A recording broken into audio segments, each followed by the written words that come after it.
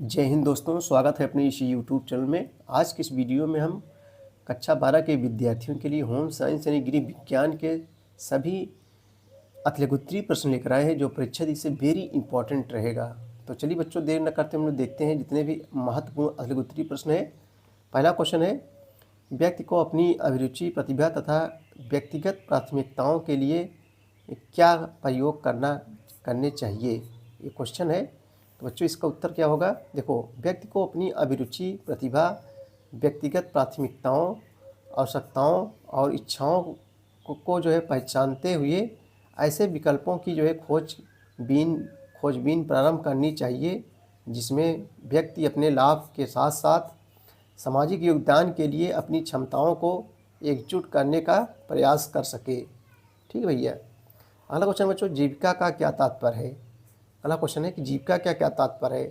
तो जीविका का तात्पर्य आप लोग समझो बच्चों, जीविका का तात्पर्य साधन एवं व्यवसाय से है जिसके द्वारा कोई व्यक्ति मूलभूत आवश्यकताओं की पूर्ति के लिए स्वयं की सहायता करता है और अपनी जीवन शैली को जो है बनाए रखता है। मूलभूत आवश्यकता, एक व्यक्ति की मूलभूत आवश्यकता क्या होती है बच्चों? रोटी, कपड़ा और मकान। वर्तमान समय को देखते हुए स्त्रियों को किस तरह का अधिकार होना चाहिए? वर्तमान समय को देखते हुए स्त्रियों को किस तरह का अधिकार होना चाहिए? आइए इसका उत्तर देखते हैं। वर्तमान समय की मांग को देखते हुए स्त्रियों को शिक्षा, सशक्तता एवं समाज में उचित स्थान व अपनी बात कहने का अधिकार होना चाहिए। पोषण के अभाव से किस प्रकार की परेशानी होती है? पोषण के अभाव से किस प्रकार की परेशानी होती है? तो इसका उत्तर देखें बच्चों लोग। देखो, पोषण के अभाव में शरीर के लिए प्रतिरक्षा सुरक्षा बनाए रखने, घावों को भरने, दवाओं का उपयोग करने एवं अंगों के सही प्रकार से कार्य करने में परेशानी होती है। अगला क्वेश्चन है, आहार चिकित्सा के किन्हीं दो उद्देश्यों को स्पष्ट कीजिए। आहार चिकित्सा के किन्हीं दो उद्देश्यों को स्पष्ट कीजिए। तो बच्चों, आहार चिकित्सा के दो उद्देश्य निम्नलिखित है। नंबर 1, मरीजों के लिए भोजन संबंधी आदतों को ध्यान में रखकर आहार सूची तैयार करना। नंबर 2, पोषणहीनता की स्थिति में पोषण युक्त आहार निर्धारण करना। चलिए अगले क्वेश्चन की ओर हम लोग चलेंगे। पोषण देखभाल संबंधी व्यवस्थित गतिविधियाँ कौन सी हैं? व्यवस्थित गतिविधियाँ कौन सी हैं? देखो बच्चों, बीमारी के दौरान पोषण देखभाल गतिविधियों का एक व्यवस्थित समूह होता है जिसमें निम्नलिखित सम्मिलित होते हैं। नंबर 1, पोषण स्थिति का मूल्यांकन करना। नंबर 2, पोषण समस्याओं का जो है निदान करना। नंबर 3, पोषण देखभाल के परिणामों का मूल्यांकन करना तथा उनकी जांच करना और ज़रूरत पड़ने पर बदलाव करना। पोषण समस्याओं से संबंधित दो कारक कौन से हैं? पोषण समस्याओं से संबंधित दो कारक कौन से हैं? तो बच्चों, पोषण समस्याओं से संबंधित दो कारक निम्नलिखित हैं। नंबर 1, आर्थिक कारक, वित्तीय संसाधनों की उपलब्धता। नंबर 2 है कृषि नीति, उत्पाद, विभिन्न खाद्य पदार्थों के मूल्य। भारत के कुपोषण की समस्या का मुख्य कारण क्या है? भारत में कुपोषण की समस्या का जो है मुख्य कारण क्या है? तो बच्चों, भारत में कुपोषण की समस्या का मुख्य कारण कुपोषण से संबंधित योजनाओं का बेहतर तालमेल न होने के कारण विफल होना है। अगला क्वेश्चन है, भोजन सुरक्षा कार्यक्रम के अंतर्गत जो है किसका क्रियांतरण किया जाता है? तो भोजन सुरक्षा कार्यक्रम के अंतर्गत जन वितरण प्रणाली, अंत्योदय अन्न योजना, अन्नपूर्णा योजना, कार्य के बदले अनाज, राष्ट्रीय कार्यक्रम इत्यादि का जो है क्रियान्वयन किया जाता है। खाद्य प्रौद्योगिकी किसका जो है उपयोग करती है? खाद्य प्रौद्योगिकी जो है किसका उपयोग करती है?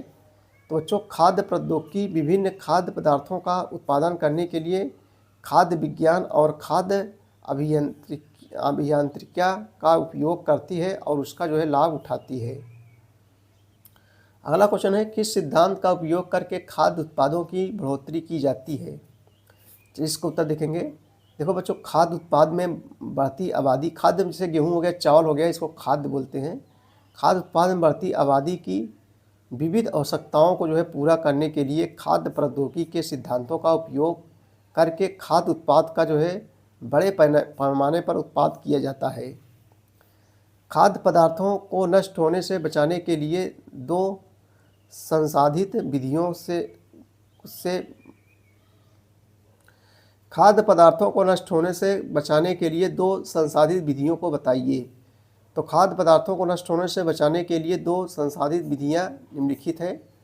नंबर 1 ऊष्मा का जो है अनुप्रयोग। नंबर 2 भंडारण के समय ताप कम करना। खाद्य पदार्थ किस तरह विषाक्त होते जा रहे हैं?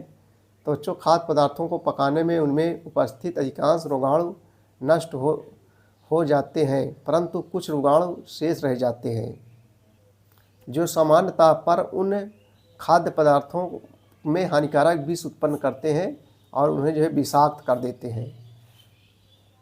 खाद्य अपमिश्रण अधिनियम कब लागू किया गया? तो भारत में खाद्य अपमिश्रण मिलावट को रोकने के लिए भारत सरकार ने वर्ष 1954 में खाद्य अपमिश्रण अधिनियम लागू किया। इसमें लगभग जो है 200 से अधिक बार जो है संशोधन किया जा चुका है। 200 से अधिक बार जो है संशोधन किया जा चुका है। अगला क्वेश्चन है, राष्ट्रीय और अंतर्राष्ट्रीय खाद्य मानकों की जो है सूची बताइए। तो बच्चों, राष्ट्रीय खाद्य मानक जैसे ISI mark, Agmark, codex मानक और अंतर्राष्ट्रीय खाद्य मानक ISO। प्रारंभिक बाल्यावस्था देखभाल एवं शिक्षा से क्या अभिप्राय है? चलिए अगला क्वेश्चन हम लोग देखते हैं। प्रारंभिक बाल्यावस्था देखभाल एवं शिक्षा से क्या अभिप्राय है? तो बच्चों, जन्म से लेकर 8 वर्ष तक की आयु की अवस्था को प्रारंभिक बाल्यावस्था माना जाता है। इस प्रकार प्रारंभिक बाल्यावस्था देखभाल और शिक्षा से अभिप्राय जन्म से लेकर 8 वर्ष तक की आयु के बच्चों की देखभाल और शिक्षा से है। ठीक है भैया। चलो बच्चों, अगला क्वेश्चन है, चलते फिरते शिशु केंद्र किन आवश्यकताओं को ध्यान में रखते हुए बनाए गए हैं? चलते फिरते शिशु केंद्र किन आवश्यकताओं को ध्यान में रखते हुए बनाए गए हैं? तो चलते फिरते शिशु केंद्र बच्चों के पूर्ण विकास की आवश्यकताओं को पूरा करने एवं माताओं के घर से बाहर कार्य करने की आवश्यकताओं को ध्यान में रखते हुए बनाए गए हैं। अगला क्वेश्चन है, प्रारंभिक बाल्यावस्था और शिक्षा के क्षेत्र में जीविका के किन्हीं 2-3 अवसरों को बताइए। प्रारंभिक बाल्यावस्था और शिक्षा के क्षेत्र में जीविका के किन्हीं 2-3 अवसरों को बताइए। उत्तर होगा, प्रारंभिक बाल्यावस्था और शिक्षा के क्षेत्र में जीविका के 3 अवसर निम्नलिखित हैं। नंबर 1 नर्सरी स्कूलों में शिक्षक। नंबर 2 दिवस देखभाल केंद्रों और शिशु में देखभाल करता। नंबर 3 छोटे बच्चों के लिए कार्यक्रमों के दल के सदस्य। समेकित बाल विकास सेवाओं का जो है मुख्य उद्देश्य क्या होता है? समेकित बाल विकास सेवाओं का मुख्य उद्देश्य क्या होता है?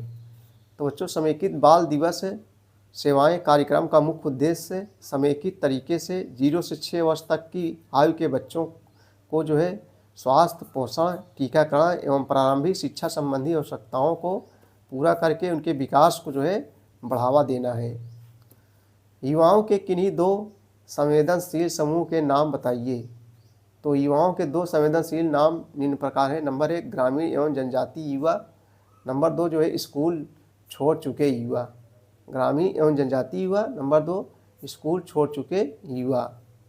तो बच्चों, ये थे महत्वपूर्ण अतुल्य उत्तरीय प्रश्न कक्षा 12 के विद्यार्थियों के लिए होम साइंस यानी गृह विज्ञान के।